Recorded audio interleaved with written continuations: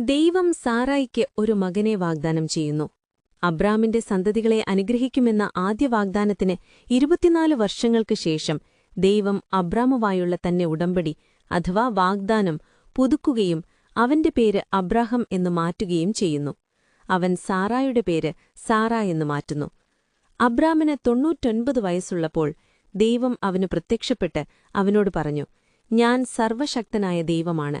എന്റെ മുമ്പാകെ ജീവിക്കുക, എന്റെ വാക്ക് കേട്ട് നന്മ ചെയ്യുക.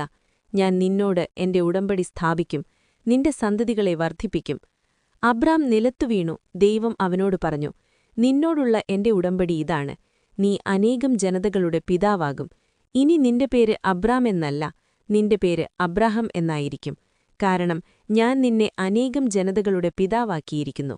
ഞാൻ നിന്റെ സന്തതികളെ വർദ്ധിപ്പിക്കും, നിന്നിൽ നിന്ന് ജനതകൾ ഉത്ഭവിക്കും, നിന്നിൽ നിന്ന് രാജാക്കന്മാർ വരും.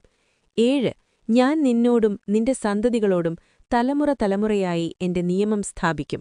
അതൊരു നിത്യ ഉടമ്പടിയായിരിക്കും. ഞാൻ നിന്റെ ദൈവവും നിന്റെ ശേഷം നിന്റെ സന്തതികളുടെ തലമുറ തലമുറയായി നിന്റെ സന്തതികളുടെ ദൈവവുമായിരിക്കും.